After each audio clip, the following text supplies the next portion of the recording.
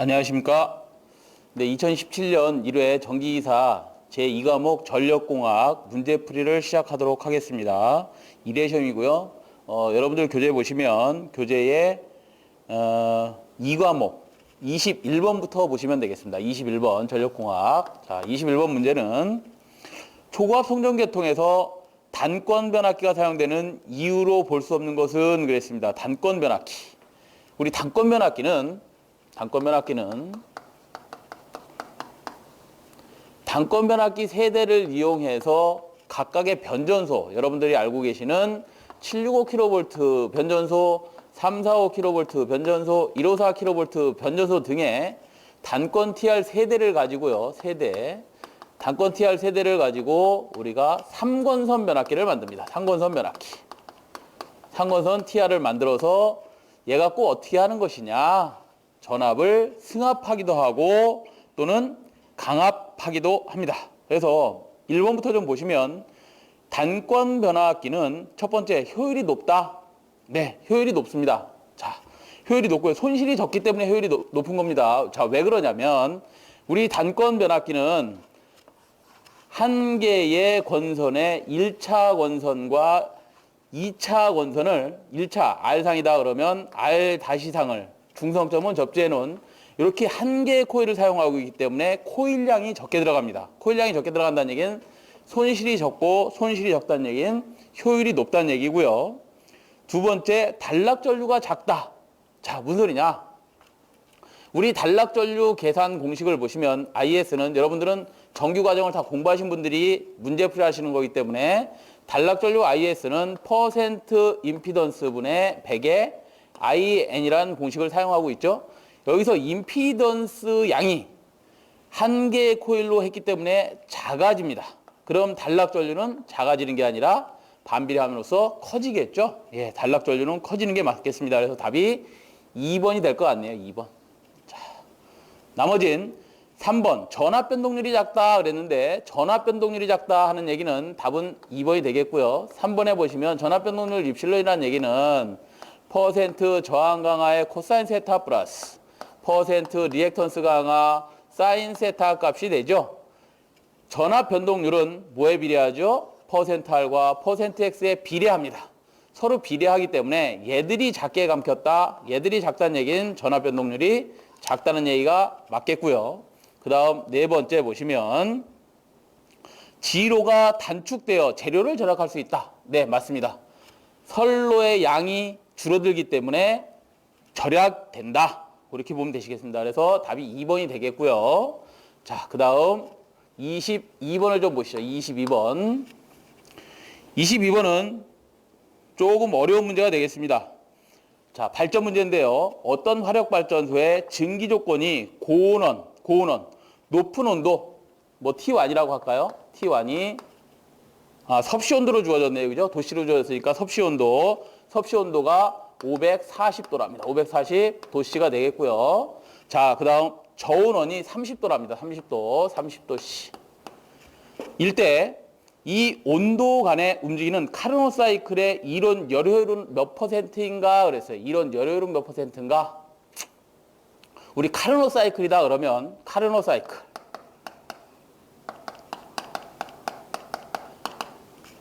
사이클은 절대 실현 불가능한 이상적인 사이클을 얘기하는 겁니다. 무슨 소리냐? 우리가 어떤 이런 발전소에 가시면, 화력발전소 쪽에 가시면 과열기라는 것이 있고 보일러가 있고요. 그 보일러에서 물을 데펴서 증기를 만들고 과열기에서 과열 증기를 만든 다음 그 과열 전기가 어디로 들어가는 거죠? 우리 터빈에 들어가고요. 이 터빈의 축과 발전기 축이 연결이 돼서 발전기의 회전자를 구동하고 발전기가 회전하면서 자계를 끊죠. 자계를 끊으면서 그 자계 끄는 값만큼 출력이 어디로 나가는 거죠? E는 K-N으로 출력이 이렇게 나가는 거죠. 이렇게 발전하기 위해서 터빈을 돌려주면 터빈이 그냥 돌아가는 것이 아니라 터빈 입구에 들어가는 열 온도가 상당히 높습니다. 여기는 복수기에서 갖고 오는 물이 어디서 갖고 오냐? 바다의 심해에서 갖고 옵니다. 바다 심해에서 약 4도쯤 되는 물을 순환을 시킵니다. 순환해서 바다에 다시 버려버립니다. 바다에 다시 버려버리면 높은 온도에서 낮은 온도가 이렇게 순환되기 때문에 증기가 높은 온도에서 낮은 온도로 쭉 빠지고요. 빠지면서 터빈의 날개를 이렇게 때려주는 거죠. 그럼 터빈의 날개가 돌아가면서 발전기가 돌아가는 형태로 이렇게 되어 있습니다. 이렇게 되어 있는데 카누라는 사람은 어떻게 한 거죠? 이거를 증기로 다 한 게 아니라 가스 조건으로 해서 손실이 여기서밖에 안 생긴다라고 했는데 사실은 그렇지 않겠죠. 보일러에서 손실이 생길 거고 과열기에서도 손실이 생길 거고 여기 파이프에서도 손실 등등이 생길 겁니다. 그래서 카르노 사이클은 이상적인 사이클이다. 구현되기 어려운 사이클이다. 그렇게 보시면 되고요. 이 카르노 사이클을 가지고 실제 발전소에 적용한 사람이 누구예요? 랭킨이라는 사람이죠. 랭킨. 그래서 랭킨 사이클이 실제 구현되는 사이클이다. 그렇게 보시면 됩니다. 그래서 카르노 사이클 이렇게 얘기 나왔는데 카르노 사이클의 이론적인 열효다 이거예요. 원래 열효는 이렇게 구할 수가 없는데 이론적인 열효다 그랬는데 우리 풀이에서는 여러 방법들을 써서 이렇게 풀이해 놓았습니다만 원래 이타라는 것은 뭐예요? 입력분의 출력값이 되는 거죠. 입력분의 출력값이 효율이 되는 것이다. 자, 내가 100이라는 일을 어떤 출력을 줬는데 실제 일은 50밖에 못했다 그러면 이건 효율은 몇 프로가 되는 거예요? 50%가 되겠죠. 그래서 입력이라는 놈은 이렇게 주어졌습니다. 섭씨 온도가 주어진 게 아니라 우리 풀이에서 보듯이 1-T1분의 T2라고 되어 있는데 절대 온도로 주어졌습니다. 절대 온도. 절대 온도는 섭씨 온도에다가 273을 더합니다. 그게 입력이라 그랬어요. 입력이 얼마예요? 540을 더한 값이 되겠죠. 그러면 출력이라는 놈은 이렇게 구할 수 있겠네. 입력 마이너스 손실을 하면 출력값이 되는 거죠. 입력값이 얼마라고요? 273 플러스 540에 입력을 줬더니 출력은 얼마가 나간 겁니까? 273 플러스 저온의 온도 30도가 이렇게 나간 거죠. 이것의 효율을 구해라. 그렇습니다. 이렇게 계산하시면 몇 번이 답이 되냐면 4번이 답이 됩니다. 62.7%가 답이 됩니다. 그래서 답이 4번이 되겠고요. 자, 23번을 보겠습니다. 23번은 피레기의 구비 조건이 아닌 것은 그랬어요. 피레기, 라이트닝, 어레스트의 구비 조건입니다. 구비 조건. 자, 답을 좀 보시면 1번부터 보겠습니다. 상형주파 방전개시 전압이 낮을 것. 자, 이걸 하기 전에 그림을 하나 좀 그려드리면 피레기는 이런 동작 특성을 갖고 있습니다. 전압 특성이 이런 동작 특성을 갖고 있습니다. 자, 이게 뭐냐. 맨 위에 어떤 이런 선로에 내가 치면 피레기가 여기 설치되어 있다. 이랬을 때 피레기가 설치되어 있다. 이랬을 때 내가 치면 내 크기에 의해서 바로 방전을 시작합니다. 방전을 시작하는데 어떻게 시작하느냐. 우리가 갭이라는 게 있습니다. 직렬 갭이라는 게 있어서 이 갭 사이에 아크가 발생을 합니다. 당연히 여기에 특성 요소라는 게 또 있겠죠. 여러분들 배우셨듯이 갭과 특성 요소라는 게 있습니다. 같이 특성 요소. 갭에서 방전을 일으킵니다. 그때 자, 이상전압이 선로를 통해서 어떤 갭을 통해서 대지로 이렇게 방전을 시작하겠죠. 이 시작하는 점을 뭐라고 하느냐. 충격파가 들어왔다. 충격, 방전, 개시전압이라고 합니다. 충격, 방전, 개시전압. 자, 충격, 방전, 개시전압이 이만한 게 들어왔다가 어느 정도 방전을 하고 나면 얘가 파형이 이렇게 좀 작아지겠죠. 작아질 겁니다. 파형이 이렇게 작아졌다고 할까요? 네, 이렇게 작아질 겁니다. 이렇게 작아지면 여기서 아크가 딱 멈춰버립니다. 그죠? 네, 이상전압이 큰 게 들어왔다가 이상전압이 줄어들었으니 아크가 사라집니다. 그걸 우리가 뭐라고 하느냐? 제한전압이라고 합니다. 제한전압이다. 그래서 우리 제한전압은 정의가 뭐였냐면 이거였습니다. 공부하신 분들은 다 알고 계실 겁니다. 제한전압이라는 것은 피레기 방전 중 또는 방전 후 피레기 단자에 남게 되는 전압을 뭐라고 한다고요? 제한전압이라고 합니다. 그래서 제한전압은 낮은 게 좋은 것이고 충격파가 들어왔을 때 빨리 방전을 시작하는 개시하는 전압, 이 전압은 낮은 게 좋은 거죠. 그 다음 여기에 상용주파 방전 개시 전압이라는 게 있습니다. 방전 개시 전압이 있다. 상용주파 방전 개시 전압은 뭐냐? 상용주파가 몇 헤르츠예요? 우리 60Hz. 정상적인 전압 범위에서 방전을 해야 될 때가 있습니다. 어떨 때냐? 내부에서 예를 들어서 부하에 여기 차단기를 달아놓고 부하를 쓰고 있습니다. 차단기를 개방할 때도 서지가 나오죠. 그렇지만 여기는 원래는 60Hz 상용주파가 흐르고 있었다. 이 서지에 의한 방전을 해야 되느냐, 피레이가. 또는 어떤 내부에 지락고장이 발생을 했습니다. 모다에 지락고장이 이렇게 발생을 했다. 이랬을 때도 상용주파 방전 개시 전압이 나타나는 겁니다. 이런 이상전압이 아닙니다. 그죠? 이런 이상전압이 아니라 상용주파 60Hz가 대지로 흐르고 있는 거죠. 이게 접지되어 있다면. 이럴 때의 전압들, 이런 전압에 대해서 피레기가 과연 동작을 해야 되느냐? 동작하면 안 됩니다. 동작하면 안 됩니다. 그래서 피레기 전격 전압에 1.5배 정도를 곱해서 상용주파 방전 개시 전압이라는 걸 만들어 놨습니다. 예를 들어서 투투나인이다 그러면 22.9kV의 전격 전압은 나중에 말씀을 다시 드리겠습니다만 25.8kV입니다. 이거에 1.5배 곱한 값을 상용주파 방전 개시 전압으로 하고 있습니다. 아시겠죠? 네, 이렇게 하고 있다.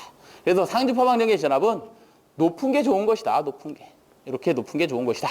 그걸 가지고 한번 문제풀이를 해놓은 것 같습니다. 자, 1번은 상용주파 방전 개시 전압이 낮을 것이 아니라 높아야 된다. 답은 1번이 되겠죠. 1번.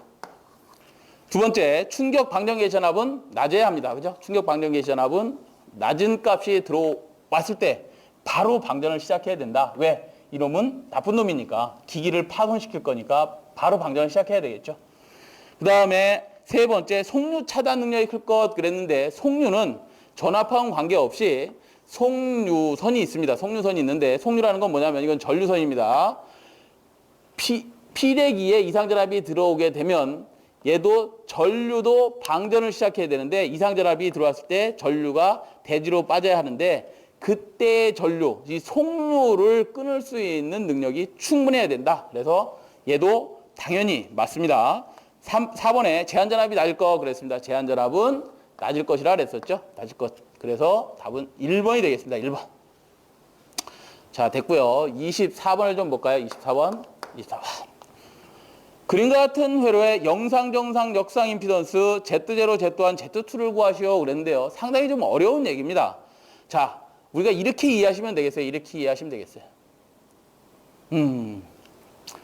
예를 들어서 Y결선을 해놓고 이렇게 변압기를 접지했다고 하죠. 그 다음에 이쪽에도 뭐 Y결선을 했다고 할까요? 좋습니다. 델타 Y를 많이 쓰니까 델타 Y를 했다고 하죠. 델타 Y. 여기가 1차가 되겠고 이쪽이 2차 측이 될 겁니다. 자, 2차 측 변압기에서 예를 들어서 지락고장이 이렇게 또는 2선 지락고장이 이렇게 발생을 하게 되면 그 지락 전류가 지구를 통해서 대지를 통해서 우리 변압기 쪽으로 다시 이렇게 들어갈 겁니다. 이렇게 들어가는데 이 들어가는 성분 중에 어떤 것만 들어가느냐? Z0 성분, Z1 성분, Z2 성분이 지락고장시라고 했습니다. 전부 다 포함돼서 이 계통을 전부 다 흐르고 있습니다. 흐릅니다. 다시요. 예를 들어서 두 상이 단락되는 이런 고장이 발생했다. 그랬을 때는 영상부는 고려되지 않습니다. 대지를 통하지 않기 때문에 영상부는 고려되지 않고 Z1과 Z2가 어디를? 이 선로만 순환을 합니다. 그러면 영상부는 고려되어야 되느냐 안 되어야 되느냐? 영상부는 지락고장이 아니기 때문에 고려되지 않습니다. 그럼 3상 단락일 때는 어떤 성분이 고려되어야 되느냐? 3상 단락일 때는 Z1 성분만 고려가 되면 됩니다. 그래서 영상분을 구해라 그러면 Z0는 Z 값에다가 3ZN이라고 우리가 표현되어 있는데 옆에 그림을 좀 잠깐 보시면 어떻게 흐른다는 거예요? 이렇게 Z 성분하고 만약에 지락 고장이 발생을 하면 영상 성분이 이렇게 Z 성분과 여기에 ZN 성분이 같이 포함돼서 흐른다라고 보시면 돼요. 선생님. 그런데 이게 3ZN으로 되어 있는데 왜 그런가요? 사실은 이 접지를 보면 요거 하나에 각상에 이렇게 접지를 별도로 해놓습니다. 별도로 해놓은 것을 지금 단선도로 그냥 표현하다 보니 어떻게 한 거예요? 여기가 ZN으로 표현했죠? 자, 무슨 소리냐? 이런 거죠. 이런 겁니다. 잘 보셔야 돼요.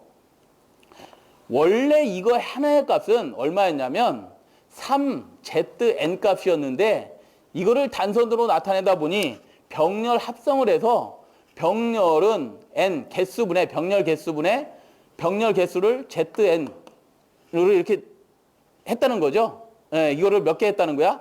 3개를 병렬로 묶었다 이 말이에요. 그러면 3, 3이 지워지면서 표현할 때는 그냥 ZN으로 표현했을 뿐이다. 실제는 이 하나의 크기가 얼마라는 거야?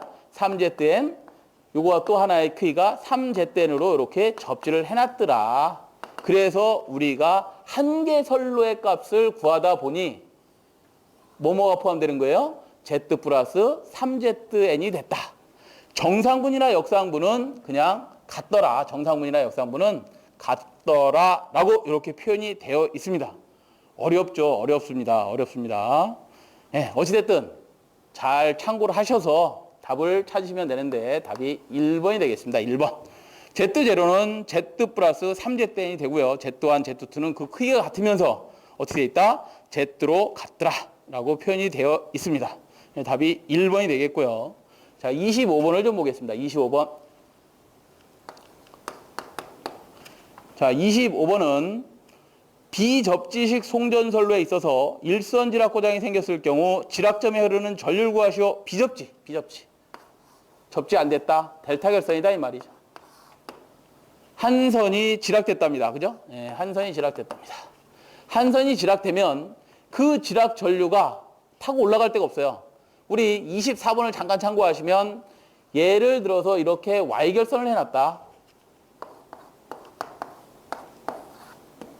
한 선이 지락됐다. 그 고장 전류가, 지락 전류가 어디를 타고? 접지선을 타고 변압기에 어떤 영향을 줄 겁니다. 그렇지만 비접지 계통은 지락 고장이 발생했을 때 타고 올라갈 데가 없어요. 그렇지만 어떻게든 타고 올라갑니다. 어떻게 타고 올라가느냐? 이 선로가 예를 들어서 이렇게 길게 포설되어 있다고 할까요? 길게 포설되어 있습니다. 대지와의 뭐로? 정전 용량 C로 충전이 되고 있습니다. 충전.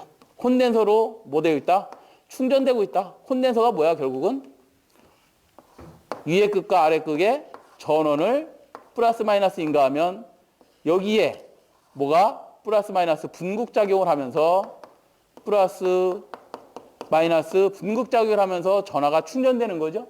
이 충전이 되면 나중에 도통이 되는 거잖아. 그죠? 도통이 되면서 어떤 선로처럼 작용을 한다. 이것도 똑같은 내용이다. 선로처럼 작용하는데 그 전류가 어딜 타고 들어가는 거예요? 각상의 정전 용량 값을 타고 이렇게 들어가겠죠. 그때 선로에 뭐가 발생한다? 전류가 발생하는데 그것을 우리가 충전전류라고 합니다. 그 충전전류는 크기가 지금 지락고장이 생겼을 때 생긴 거니까 얘를 뭐라고 한다? 지락고장이라고 이렇게 표현할 수 있겠다. 그 지락전류는 어떤 용량성 리액턴스 분의 각상의 전압에 대비해서 비례해서 충전되기 때문에 얘를 다시 표현하면 제2의 3, XC는 3개죠. 오메가 C분의 1이죠. XC를 표현할 때 용량성 리액턴스를 표시할 때 오메가 C분의 1이다. 오메가 C분의 1인데 그게 몇 개 표시되어 있다? 3개가 표시되어 있다. 분의 2가 됩니다. 이걸 우리가 번분수로 풀면 이렇게 곱해지고 내려오고 이렇게 곱해져서 올라가게 되겠죠. 그러면 제2의 3오메가 C2 값이 되는 건데 이 상전압은 델타 결선에서는 V하고 똑같지 않습니까? 똑같긴 하지만 지구에 뭐예요? Y결선이 돼버렸죠. Y결선이 되면서 얘를 이렇게 표현할 수 있습니다. 제2의 3 오메가 C 상전압을 성간전압으로 표현하면 루트 3분의 V다. 그러면 루트 3, 루트 3 분모 분자에 곱해줘도 관계없겠죠. 루트 3, 루트 3 곱하면 3이 되니까 서로 지우면 뭐만 남는다? j2의 3오메가 cv가 남습니다. 결국 우리 보기에서 보면 얘를 다시 표현하면 이렇게 쓸 수 있겠죠? 아이고 루트 3인가요? 루트 3이네 그죠? 네, 루트 3 오메가 cv에다가 얘는 각도상으로 보면 플러스 몇 도 앞서 있다? 전류가 전압보다 몇 도 앞서 있다는 거야. 지락전류는 전압보다도 90도 앞서 있다. 그렇죠. 진상의 전류다. 진상의 전류다라고 표현할 수 있겠어요. 그래서 답을 보시면 3번이 답이 되는데 고장상의 영상 전압보다 지락전류는 90도 무슨 전류? 앞선 전류, 진상의 전류다. 그래서 답이 3번이 되겠습니다. 3번. 외우셔야 되겠죠? 예, 시험장에 가셔서 이걸 해석해 본다는 건 좀 불가능한 얘기 같고요. 아, 지락전류는 우리가 위상이 30도 앞서 있구나.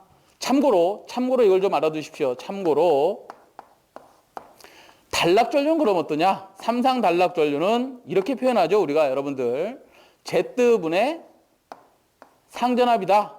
우리가 그냥 우리 회로론 시간에 배웠던 고장전류 구하시오 그러면 Z분의 2로 이렇게 표시하죠. 그게 삼상 단락전류다. 이 말이에요. 평형 상태에서의 전류를 표현한 것이다. 그러면 평형 상태에서, 삼상 단락 상태에서는 24번에서 제가 그랬습니다. 지락전류가 발생을 하면 Z0, Z1, Z2가 고려되고 이상 단락이 생기면 성간 단락이 생기면 Z1과 Z2가 고려되고 삼상 단락이 생기면 Z1만 고려된다 그랬으니까 이때 이때 임피던스는 무슨 분이에요? 정상 임피던스다. 정상 임피던스. 정상 임피던스를 다시 표현하면 R 플러스 J의 뭐가 된다? X 값이 되고 얘는 2가 될 것이다. 우리 선로에서 R 값은 X보다 대단히 적기 때문에 얘를 무시하면 결국 뭐만 남는다? 여기 표시하면 JX분의 2가 남을 것이다. J를 분모에서 분자로 올리면 어떻게 표현되죠? 마이너스 J의 X분의 2가 된다. 얘를 다시 표현하면 X분의 2의 뭐가 되는 거예요? 각도상으로 보면 마이너스 90도 뒤진 지상전류가 되겠네. 그렇네요. 삼상 단락 전류는 전압보다 이상이 몇 도 뒤진? 90도 뒤진 지상의 전류가 되는 겁니다. 지상의 전류가 된다. 아시겠죠? 이렇게 참고를 하시면 되겠어요. 참고를 하시고 25번은 3번이 되겠습니다. 자, 저쪽으로 가셔서 26번을 볼까요? 네, 26번. 가공선로에 사용되는 전선의 굵기를 결정할 때 고려해야 될 사항 시험에 너무너무 많이 나왔던 문제 중에 하나죠. 네, 26번은 답이 몇 번이다? 전압강하, 기회적 강도, 허용전류 빼고 절연저항이 있네요. 그죠? 26번은 절연저항이 되겠습니다. 자, 27번을 좀 보죠. 27번. 조상설비가 아닌 것은 그랬는데 조상설비가 뭐예요? 조상설비라는 것은 무효분을 조정하는 설비가 되죠. 조정설비. 무효분을 조정하는 설비다. 뭐가 있을까요? 첫 번째, 진상 성분을 만들 수 있는 계통에 예를 들어서 어떤 부하를 너무 많이 쓴다. 부하를 많이 쓰다 보니까 전압이 떨어졌습니다. 소스틱에선 100이라는 전압을 줬는데 우리 수영가에 와서 부하를 많이 쓰다 보니까 또 이게 선로가 길어서 전압 강화가 생겼습니다. 선로상의 임피던스와 부하의 전류가 합해지면 걔가 전압 강화를 만들죠. 전압 강화가 많이 생겨서 수전단 전압이, 리시브 측의 전압이 90V밖에 되지 않습니다. 그러면 여기다가 계통에다가 뭘 투입해서 진상 성분의 용량, 무효분을 투입해서 계통의 전압을 올려주면 됩니다. 그게 종류가 뭐가 있다? 콘덴서라는 게 있는 거죠. 콘덴서. 자, 무효분을 조정하는 설비 중에 진상 무효분을 공급해주는 설비, 얘가 뭐예요? 콘덴서 설비가 있다. 다음에 두 번째, 이번에는 부하를 야간 경부하 시에 다 끊어버렸습니다. 야간 경부하 시에 끊었더니 소스 측 전압보다 수전단 측 전압이 VR 측이 더 올라갔다. 그러면 전압이 너무 올라가면 절연 파이가 일어나겠죠?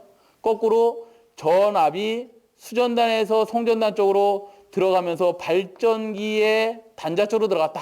그럼 발전기가 스스로 여자가 됩니다. 여자.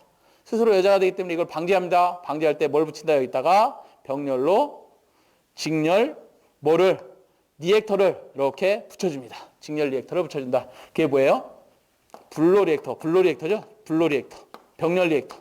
직렬 리액터가 아니고 병렬 리액터를 이렇게 설치해 주면 된다. 얘를 뭐라고 한다? 우리가 지상 성분으로 만들어준다. 그래서 지상 무효분을 공급하는 뭐예요? 병렬 리액터. 병렬 리액터라고 합니다. 또는 얘를 불로 리액터라고 하죠. 이런 것들이 조상 설비가 되겠죠. 이것은 우리가 단계적으로 스위치를 하나씩 투입해 가면서 넣어주는 게 되지만 이거 외에도 진상분이나 지상분을 동시에 공급해 줄 수 있는 게 뭐다? 동기, 전동기, 동기, 조상기라는 것이 있는 거죠. 동기, 조상기. 뿐만 아니라 최근에는 진지상 무효 전력을 계통에 계속해서 공급해 줄 수 있는 SVC라는 게 있습니다. 스태틱, 바의 단위, 무효 전력의 단위, 컴펜세이터, 보상기입니다. 보상기, 컴펜세이터, 보상기, 스태틱, 정지형, 무효 전력, 보상기라는 것들이 시중에 상당히 많이 나와 있고 지금 설치가 되고 있는 현실입니다. 그래서 저걸 조상설비라고 하는데 조상설비가 아닌 것은 그랬습니다. 1번 정지형 무효전력 보상장치 예, 맞네요. 그 다음에 3번 전력용 콘덴서 맞고요. 그 다음에 4번에 불로리액터 맞고요. 1번 자동고장 구분계피가 되겠네요. 답은 몇 번이다? 그래서 2번이 답이 됩니다. 2번이 답이 되겠다. 자, 28번을 보시겠습니다. 28번. 코로나 현상에 대한 다음 설명이 아닌 것은 그랬는데요. 코로나 우리 송전설탑 그 다음에 뭐 변전소 이런 데 전압이 높은 데 가면 지직 그죠?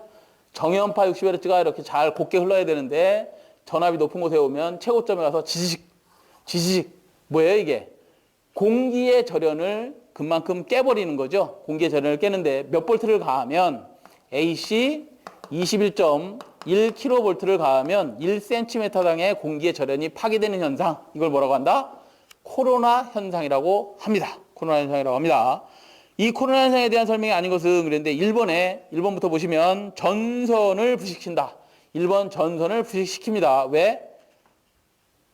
산소 오존가스가 발생을 해서 그 오존가스가 전선을 부식시킨다. 1번 맞고요. 자, 그 다음 2번을 보시면 코로나 현상은 전력 손실을 일으킨다. 그렇죠? 전력 손실 우리 공식을 보시면 외우셔야 됩니다. 델 분의 241 F 플러스 25에 루트 2D에 스몰 d 가로 열고 2 대지전압 마이너스 2 제로 코로나 개시전압이죠. 이 제로에 자승 곱하기 10의 마이너스 5승이다. 밑에 써 있나요? 네. 10의 마이너스 5승이다. 단위까지 좀 보시고요. 이 손실은 어디에 기인해서 얘에 기인해서 코로나가 시작되는 전압에 기인해서 손실이 발생을 합니다. 손실이 발생을 할 수밖에 없다. 또 주파수가 우리가 3고조파 여기서 지식할 때 나오는 고조파가 제3고조파 성분과 똑같이 생겼습니다. 왜? 우리 3고조파라는 것은 이렇게 생긴 게 3고조파죠. 정연파에 고조파 성분이 3개가 이렇게 섞입니다. 그럼 정연파형을 이렇게 찌그러뜨려 버리는 거 이걸 우리가 3고조파라고 하는데 3고조파가 비슷하게 생겼죠? 이렇게 포함되더라. 이렇게 포함되면 이 파형을 결국 이렇게 찌그러뜨려 버린다는 거죠. 그래서 3고조파 저차수의 고조파들이 선로에 영향을 상당히 많이 주고요. 이런 고조파들 중에서 고차수 고조파들 그러니까 뭐 7조파, 11조파, 13조파 이런 것들이 지글지글하게 이렇게 포함됐다 그러면 정연파에 이렇게 실리는 거죠. 이렇게 지글지글 그럼 거의 정연파성처럼 나오는 이런 고조파들은 별로 영향을 주지 않습니다만 이렇게 저차수의 고조파, 3조파, 5조파 이런 것들은 파형을 심하게 외형파로 만들어버리기 때문에 상당히 손실을 가지고 옵니다. 이게 커지면 당연히 이것도 커지는 거니까요. 손실이 커집니다. 그 다음에 3번 코로나 방전에 의해 전파 장애를 일으킨다. 그렇죠. 전파 장애를 일으킨다. 지직 이런 데 밑에 가 있으면 뭐 TRV라든가 이런 것들이 발생을 하죠. TV의 파형을 일거리신다든가 이런 전파 장애를 일으킵니다. 4번은 코로나 손실은 전원 주파수의 3분의 2제곱에 비례한다. 아니네, 전혀 근거 없는 얘기죠. PC는 뭐에 비례한다? 주파수에 일단 비례하는 거죠. 그래서 답이 4번이 되겠습니다. 4번. 자, 그다음에 29번을 보시면 조금 빨리 가야 되겠네요. 29번은 다음 가나다에 들어갈 내용으로 옳은 것은 그랬습니다. 자, 문제는 요거는 외우셔야 돼요. 바뀌지 않고 계속해서 요 문제가 나오고 있는데 한번 그 보기에 들어가는 가나다의 답을 하시오 그건데 한번 읽어보겠습니다. 원자력, 핵분열을 이용하고 있죠. 예, 원자력이란 일반적으로 무거운 원자핵이 핵분열하여, 그죠? 핵분열을 한답니다. 가벼운 핵으로 바뀌면서 발생하는 핵분열 에너지를 이용하는 것이고, 가의 발전은 가벼운 원자핵. 가의 발전이 뭐냐? 가의 발전은 핵융합을 이용하는 겁니다. 핵융합. 핵융합이 뭐냐면 우리가 태양에서는 태양이 있습니다. 태양은 우리가 핵융합을 하는 것이고 삼중수소가 있죠. 이 안엔 태양 내에는 삼중수소가 있습니다. 삼중수소끼리 핵이 융합되는 겁니다. 융합. 우리가 아마 이런 거 좀 TV에서 보신 적이 있을 겁니다. 어떤 걸 보셨냐면 인공태양을 만든다. 인공태양을 만든다. 그것이 우리가 삼중수소를 핵융합을 해서 인공적으로 태양을 만드는 건데 그때 온도가 약 1억 도씨 됩니다. 1억 도씨 정도. 이 1억 도씨 정도의 뜨거운 어떤 열 뭉치를 담을 수 있는 아직 그릇이 없는 거죠. 예, 이것이 없어서 우리가 운전을 못하는 것이고 우리가 원자력 발전소나 이런 데 사용되는 것은 어떤 걸 가지고 이런 핵 분열을 이용하느냐 하면 우리가 우라늄이라는 거, 우라늄 뭐 239, 235 이런 거 가지고 홀수로 다 된 숫자의 우라늄 원소 기호를 가지고 열중성자라는 걸 만듭니다. 열중성자를 만들어서 얘 가지고 분열을 시키는 거예요. 그죠? 네, 그렇기 때문에 요거는 개념이 틀린 것이다. 어쨌든 가번은 핵융합을 하는데 핵융합 발전은 가벼운 원자핵을 무거운 원자핵으로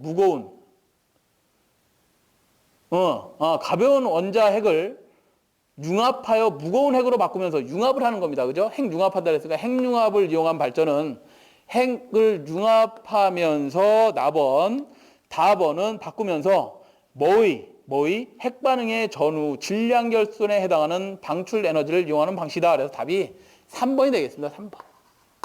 어찌됐든 태양에서는 핵융합 발전하고 있는 거다. 발전체다. 이렇게 보시면 되겠습니다. 그래서 답이 3번이 되겠고요. 30번을 보겠습니다. 30번. 자, 30번은 경간이 200m랍니다. 경간. 전주와 전주 사이가 됐든 철탑과 철주 사이가 됐든 경간을 S라고 표시했나요? 우리 뭐라고 표시했나? S가 200m. S가 200m입니다. 200m이고 장력이 여기 전선을 설치해놨는데 서로 장력이 가해지는 거 얘가 이렇게 땡기려고 그럴 거잖아요. 그죠? 지 하중이 있으니까 수평 하중이 있고 하니까 지가 땡기려고 하는 이 장력, 힘이 우리가 T로 다 표시하는데 그 T가 1000kg이랍니다. 1000이고요. 그 다음에 하중, 전선의 자체 하중이 됐든 눈이 쌓였을 때 눈의 빙설 하중이 됐든 다 합쳐서 걔 하중이 2kg/m. 1m당 2kg이라고 그랬고요. 이때의 딥을 계산하시오. 딥 2도를 계산하시오. 2도. 얘를 딥이라고 하죠. 딥 2도는 공식을 외우셔야 됩니다. 8T분의 WS의 자승이다. 전선의 무게가 되겠고, 그죠? 경간이 되고, 장력이 되는데, 장력이 안 주어지면 어떻게 된다? 얘는 8 곱하기 전선이 견디는 정도, 인장하중, 끊어지는 정도, 인장하중을 뭐로 나눠야 되죠? 우리 안전율이 주어지면 안전율로 나누고 분의 WS에 자생하시면 됩니다. 그렇지만 이 문제에서는 수평 장력이 주어졌기 때문에 이 공식을 사용하지 않겠죠? 예, 그렇습니다. 이 공식을 사용하지 않고요. 얘는 8 곱하기 1000분의 뭐가 되겠어요? W가 2kg이 주어졌고 S가 200m가 주어졌으니까 200에 자승이 하시면 되겠네요. 그럼 얘가 답이 몇 번이 나오냐면 10m가 나옵니다. 10m. 답이 1번이 되겠어요. 1번. 자, 그 다음에 31번 문제를 보겠습니다. 31번 문제. 자, 31번은 영상 변류기를 사용하는 계정기는 그랬는데 우리 아까도 말씀을 드렸습니다. 24번, 25번에서 말씀을 드렸습니다만 24, 25번을 좀 참고하시면 영상 변류기라는 것은 영상 성분이 생겼다. 영상. 고장이 발생했는데 비접지 계통에 또는 직접 접지 계통에 지락 고장이 발생했을 때만 고려되는 게 뭐라고요? 영상분이다. 영상분. 성간 단락이 생겼을 때는 고장 변류 계산하라 그러면 Z1 플러스 Z2분의 전압으로 나눠주면 될 것이고 삼상 단락이 생겼다. 삼상이 이렇게 단락 생겼다. 그러면 I3S는 정상분만 존재하니까 정상분 임피던스 분의 상전압을 나눠주면 된다. 이 영상분이 고려됐을 때는 영상분만 검출을 해내야 되는데 영상자가 있나 한번 볼까요? 우리 보기에 영상변류기, 과전류 계정기, 부적전압 계정기 2번 과전압 계정기 이렇게 나와 있네요. 1번은 과전류 계정기는 우리가 OCR 계정기죠. OCR 계정기입니다. 그죠? 오버 커런트 딜레이. 얘는 과전류 중에서도 두 가지 전류만 검출해냅니다. 단락전류하고 과부하 전류만 검출합니다. 그 다음에 OCGR을 만약에 주어졌다. 자꾸 이상하게 쓰네요. OCGR이 주어지면 얘는 지락전류 검출을 합니다. 결국 얘는 영상분을 검출한다는 거죠. Z0 성분인 또는 I0 성분인 또는 V0 성분인 얘들만 검출한다는 얘기예요. 그죠? OCGR은 이렇게 검출을 할 겁니다. 그래서 과전류 계정기는 아니고요. 두 번째 2번에 나와 있는 과전압 계정기는 OVR 계정기죠. OVR, 오버 볼테이지 릴레이. 이 계정기는 전압을 검출하는 것이다. 3번에 나와 있는 언더 볼테이지 릴레이 부적전압 계정기는 전압이 계통에 부족해지면 검출하는 계정기. 선택 지락 계정기. 지락이란 말이 나왔네. 그죠? 네, 그래서 답이 몇 번? 4번이 됩니다. 지락 시에 검출하는 계정기. 지락 시에 뭐만 나타난다? 영상분이 나타나니까 영상분을 검출한다. 지락 계정기. 그렇고요. 32번을 보십니다. 32번은 전력계통의 안정도 향상 방법이 아닌 것은 그랬는데요. 안정도라는 것은 우리가 계통에 고장이 발생을 하더라도 우리 부하하고 발전기가 동기를 유지하는 정도를 안정도라고 하죠. 안정도. 그죠? 싱크로나이징. 동기를 유지한다. 싱크로나이징 한다. 동기가 뭐예요? 옆에 우리 싱크로나이징 스위밍 하죠? 그죠? 예, 그 수영 선수들도 똑같이 동기를 유지하려고 하죠. 그 안정하게 유지하는 정도를 우리가 안정도라고 하는데 안정도 종류에는 뭐뭐가 있었죠? 안정도 종류에는 우리가 정태 안정도라는 게 있고요. 그 다음에 두 번째 과도 안정도라는 게 있습니다. 세 번째 동태 안정도라는 게 있어요. 정태 안정도 고장이 작게 발생을 했어요. 작은 고장이 발생을 해서 그러더라도 부하하고 발전기 추가하고 동기를 유지 잘해라. 정태 안정도. 과도하게 큰 고장이 발생을 했습니다. 큰 고장이 발생을 하더라도 뭐 하라는 거야? 계통이 안정하게 운전되는 정도를 과도 안정도. 다이나믹한 안정도. 우리가 안정도를 따질 때는요. 깊게 들어가지 못하겠습니다만 안정도를 따질 때는 정태 안정도나 과도 안정도는 발전기의 관성만 가지고도 지가 돌아가고자 하는 관성. 그러니까 부하가 조금 탈락을 하면 지가 조금 빨리 돌아가고 부하가 크게 탈락을 하면 더 속도를 줄여주고 주는 만큼 받아야 되니까 그런 관성으로 운전을 하는데 이 범위를 벗어나면 동태 안정도는 뭐냐?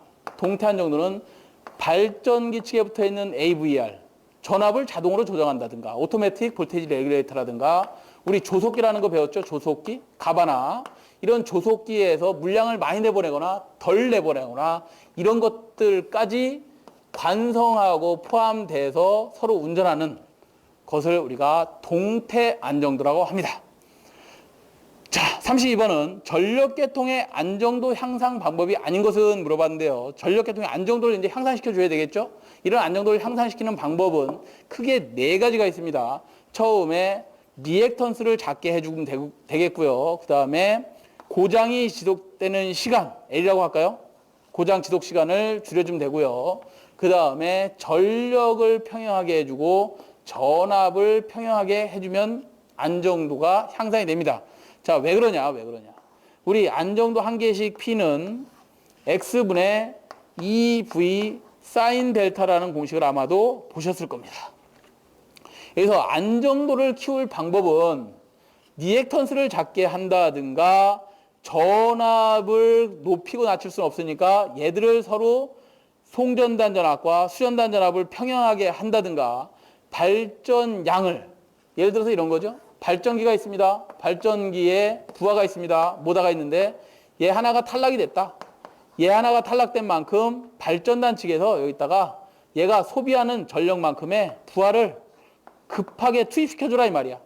계통에 투입시켜주면 얘가 탈락되더라도 발전기 입장에서 보면 부하가 살아있는 것처럼 보인다는 거죠. 네, 이렇게 보이게 만들어줘라. 이런 것들이 대책이 됩니다. 그래서 답을 보시면 3번에 중성점 직접적 중화시를 채용한다는 아니고요. 1번, 2번, 4번은 답이 되겠습니다. 그래서 답이 우리가 원하는 답은 3번이다. 자, 33번을 보시죠. 33번. 33번은 증식비가 1보다 큰 원자로는 그랬는데 원자로. 자, 1번부터 우리가 4번까지 나와 있는데 우리나라에 사용하는 것은 가압 경수로가 사용되고 있죠. 1번이 사용되고 있습니다. 경수로가 사용되고 있어요. PWR이라고 합니다. PWR. 일본은 BWR 방식을 사용하고 있어요. 일본에 사고 났던 게 이거죠. 우리는 가압 경수로를 사용하고 있다. 가압 경수로를 사용하고 있습니다. 원자로에 들어가면 좀 자세히 말씀을 드리고 싶습니다만 뭐 시간상 우리가 PWR을 사용하고 있다라는 것 정도만 알아두시고 우리가 월성에는 이걸 또 사용하고 있어요. PHWR을 사용하고 있습니다. 이렇게 두 가지 방식만 우리나라는 사용하고 있어요. 헤비 워터 리액터죠. 이거는 프레즈드 가압 워터 리액터. 그러니까 가압 경수를 사용하고 있고 월성 쪽에 가면 프레즈드 헤비 워터 무거운 물 중수를 사용하고 있습니다. 얘는 경수, 얘는 중수를 사용하고 있다. 그럼 이 물이 뭐냐? 이 물들이 하는 역할이 뭐예요? 어떤 이런 원자핵에 중성자가 충돌을 합니다. 중성자가 충돌을 하면 그 중성자가 약 2.5개 정도가 튀어나옵니다. 하나, 두 개, 이 정도가 튀어나옵니다. 얘네들 속도가 대단히 빨라요. 약 2메가 전자볼트가 되는데 얘들을 제어할 능력이 안 됩니다. 우리나라가. 제어할 능력이 안 되기 때문에 얘들을 제어하려고 여기다가 경수, 중수를 통과시킵니다. 이 빠른 속도에 중성자를 경수, 중수를 통과시키면 감속이 되는데 그걸 우리가 감속제라고 하죠. 그 감속되고 나면 열 중성자의 속도가 0.025 전자볼트가 됩니다. 메가 10의 6승에서 10의 1승으로 바뀌는 거야. 그죠? 10의 1승 0.025 전자볼트로 바뀐 얘들을 가지고 우리가 발전을 하고 있습니다. 이렇게 하고 있는데 이 상황에서 처음에 이 원자핵, 이거 뭐라 그러죠? 우라늄 239라고 하는데요. 우라늄 239가 한 번 원자로에 들어가면 계속해서 약 18개월 동안 이 우라늄 가지고 발전을 하고 있습니다. 발전을 하고 있는데, 얘 속도를 떨어뜨리다 보니까 얘가 어느 순간 18개월 정도 지나고 나면 얘가 연료가 100을 집어넣었으면 100이 다 소모가 된다 이거죠. 그걸 우리가 뭐라고 하느냐? 증식비라고 합니다. 100이 들어갔는데 100이 그대로 계속해서 나오면서 증식돼서 계속 18개월 동안 운전되는 정도를 우리가 증식비라고 하는데 그때의 증식비가 1이다 그러면 아주 좋은 거고요. 우리나라는 가면 갈수록 그 효율이 떨어지면서 얼마만 나오느냐? 약 50%의 새로운 연료가 만들어집니다. 그걸 우리가 증식비가 그래서 우리나라 경수로는 0.5다. 그렇게 하고요. 고속으로 바로 얘를 사용하면 증식비가 1.1에서 1.3 오히려 100을 집어넣는데 100, 2, 30의 새로운 연료를 만들어냅니다. 그래서 우리가 거기서 추출하는 게 뭐예요? 플루토늄 같은 걸 추출하는 거야. 그래서 북한 같은 데서는 이 플루토늄을 추출하는 게 고속노라 그래요. 고속노라. 우리나라보다도 오히려 성능이 좋은 노를 가지고 있는 겁니다. 사실은 북한이. 어찌됐든 이렇게 증식이 되는 것, 이런 것이 증식비가 1보다 큰 원자로는 그랬는데 고속 증식로가 되겠죠, 당연히. 이 고속을 바로 사용하니까 사실은 이 정도는 사용 못하고 시간이 조금만 지나면 바로 1메가 전자볼트 정도로 떨어지게 되는데 그거를 북한에선 사용하고 있다. 또는 일본, 프랑스 이런 데서는 고속 증식로를 사용하고 있더라. 그래서 답이 4번이 됩니다. 4번. 우리 경수로는 얼마로 떨어진다고요? 0.5 정도로 18개월도 지나고 나면 연료 대비 100 넣었는데 50밖에 안 나오더라. 자, 34번을 보겠습니다. 34번.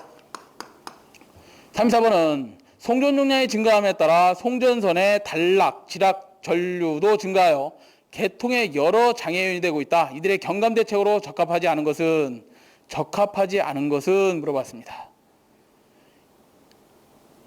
우리 단락 전류를 얘기하고 있네요. 그죠? 단락 전류 IS는 %Z분의 100의 IN 이고요. 쟤는 다 있으면 %Z분의 100에다가 IN은 뭐예요?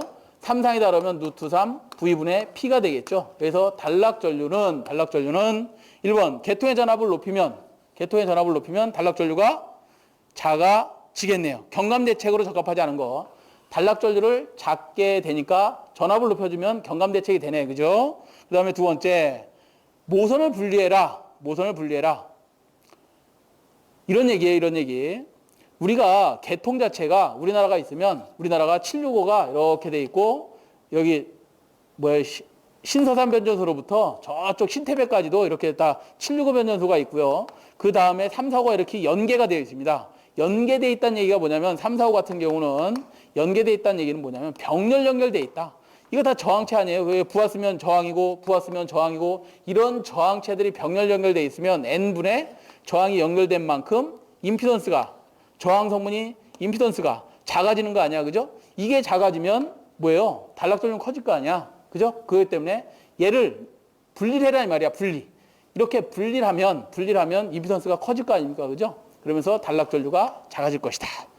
3번 발전기와 변압기 임피던스를 작게 한다. 임피던스를 작게 하지 말라 그랬어. 그죠? 작게 하면 얘가 커지니까 크게 해야 된다. 답은 3번이 되겠네. 3번. 대책이 아닌 것 3번. 자, 35번 보겠습니다. 35번은 송배전선로에서 선택 지락계전기의 용도는 그랬는데요. 지락고장이 생겼을 때 동작하는 게 지락계전기라고 그랬습니다. 그죠? 그 중에서도 선택이라는 말이 있어. 선택. 35번에 선택이라는 말이 있는데요. 선택. 셀렉티브 한다 이거야. 예를 들어서 삼상 송전선로가 우리 철탑을 보시면 아마도 이렇게 돼 있는 거 보셨을 거예요. 철탑. 뭐 보신 분도 있고 안 보신 분도 있겠지만 여기에 전선이 한 가닥 매달려 있다고 할까요? 이렇게. 그럼 얘가 R상, S상, T상이야.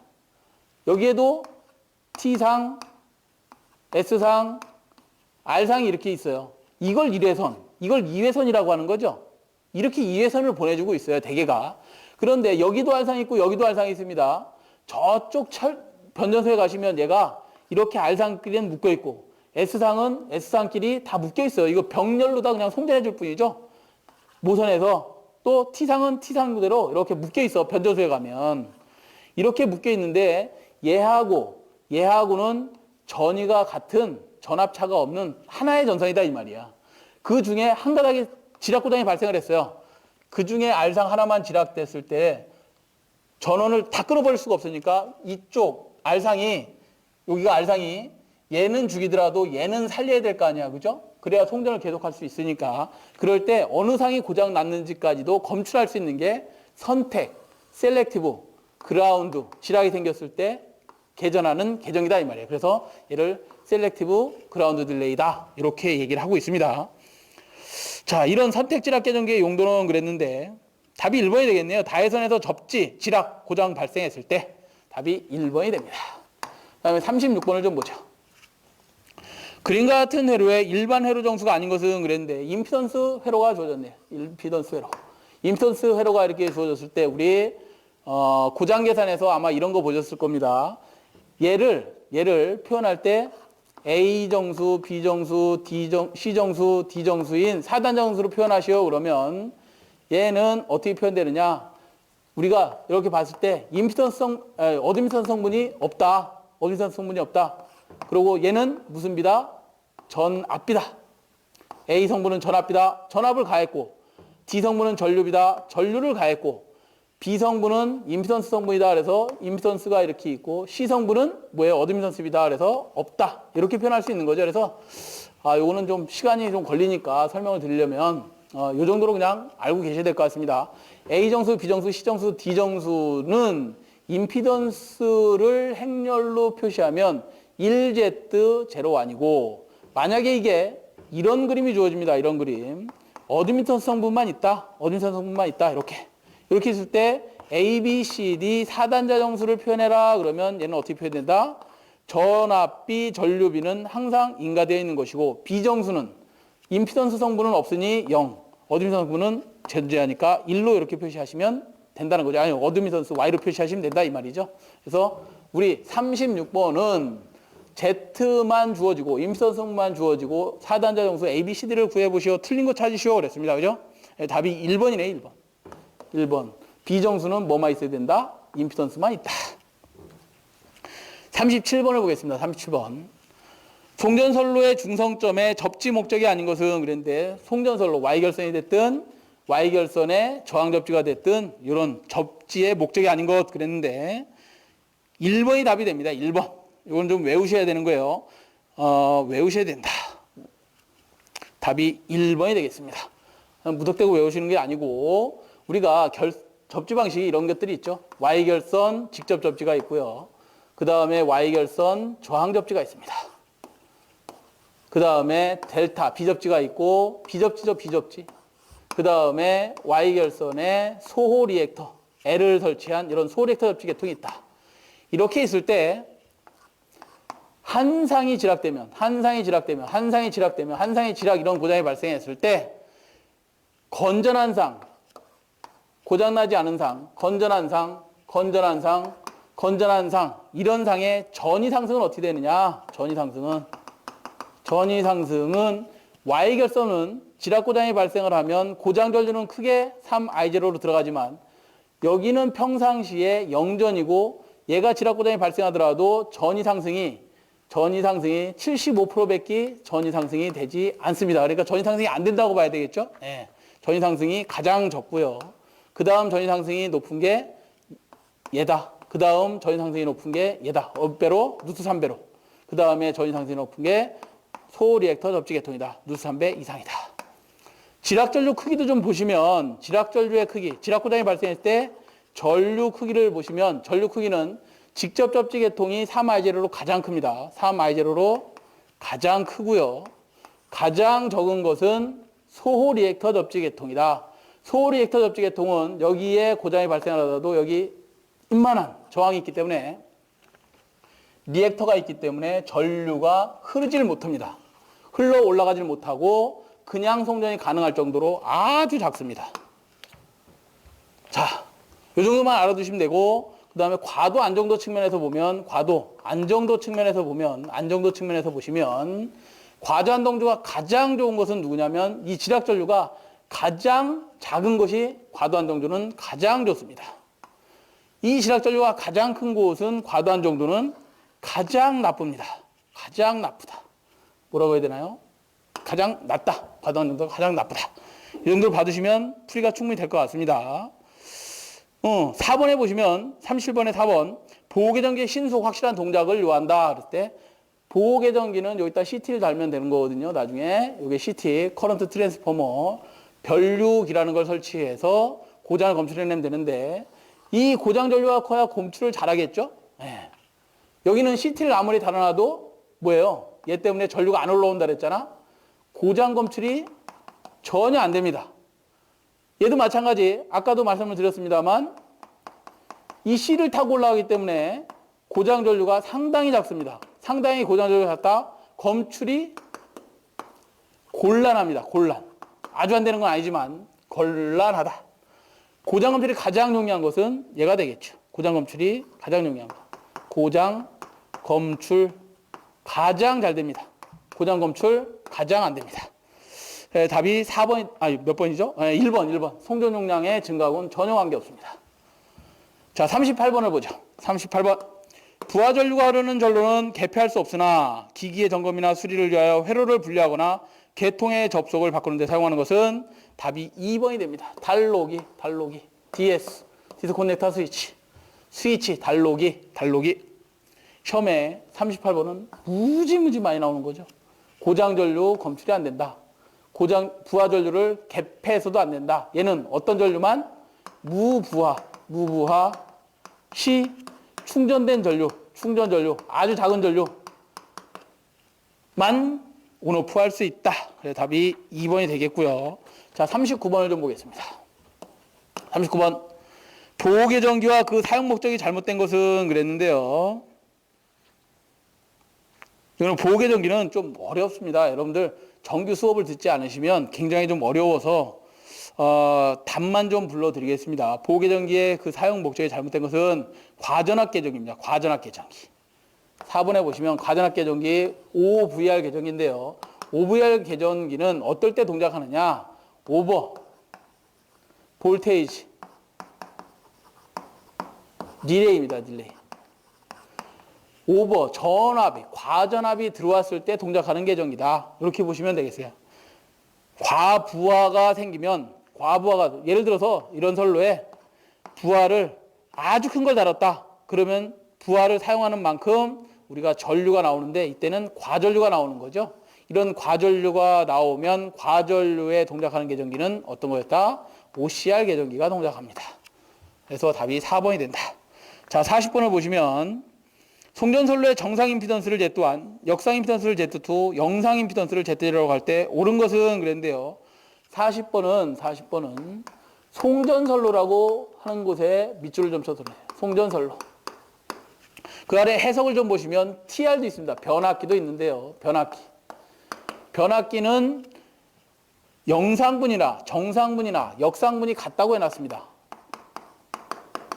다 같습니다. 송전선로는 영상분은 정상분의 약 4배가량이 됩니다. 그렇고 Z1은 Z2하고 똑같습니다. 정상분이나 역상분은 같은데 영상분은 정상분의 몇 배? 4배가량 됩니다. 4배가량. 그래서 답이 몇 번이 맞느냐? 부등교를 보니까 2번이 답이 되겠네요. 2번이 답이 됩니다. 네. 이렇게 해서 17년도 1회 전기기사 2과목 전력공학 강의를 마치도록 하겠습니다. 수고하셨습니다.